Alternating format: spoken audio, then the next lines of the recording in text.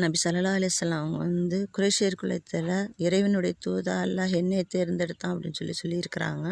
மேலும் எனக்கு முன்னாடி இருந்த நபிமார்களுக்கும் எனக்கும் ஒரு வித்தியாசம் உண்டு. என்னென்னா அதுக்கு ஒரு அழகிய உதாரணமாக அவங்க சொல்லியிருக்காங்க. ஒரு அழகான கட்டடம் இருக்குது. அந்த கட்டடத்தில் அதோட ஒரு மூலையில் செங்கல் வைக்காமல் காலியாக இருக்குது.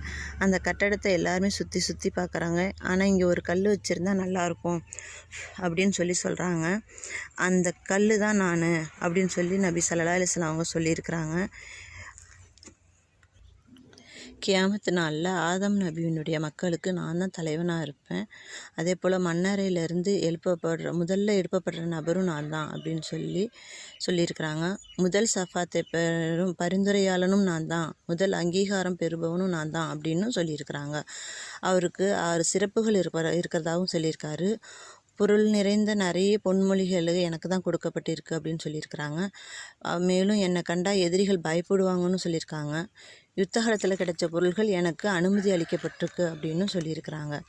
நிலம் எல்லாமே தொழுகிற இடமாகவும் தூய்மைப்படுத்துகிற பொருளாகவும் எனக்கு கட்டளையிடப்பட்டிருக்கிறது அப்படின்னு சொல்லியிருக்கிறாங்க.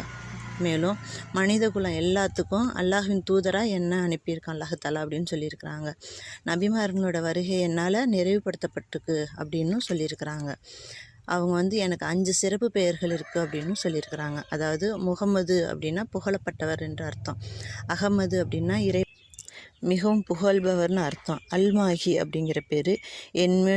என் மூலம் குபுர் அழிக்கப்படும் அப்படின்னு சொல்லியிருக்காங்க.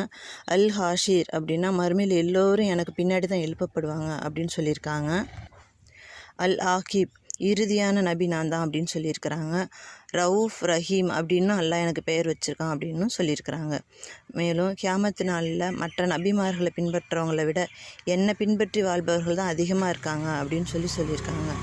மேலும் ஒரு கூட்டத்தினர் என்னுடைய பரிந்துரையினால் அதாவது அவர் சிபாரிசு செய்கிறனால நரகத்தை விட்டு வெளியேறுவாங்க அப்படின்னும் சொல்லியிருக்கிறாங்க. அவங்க சொர்க்கம் செல்லப்படுபவர்களும் அப்படின்னு சொல்லியிருக்கிறாங்க.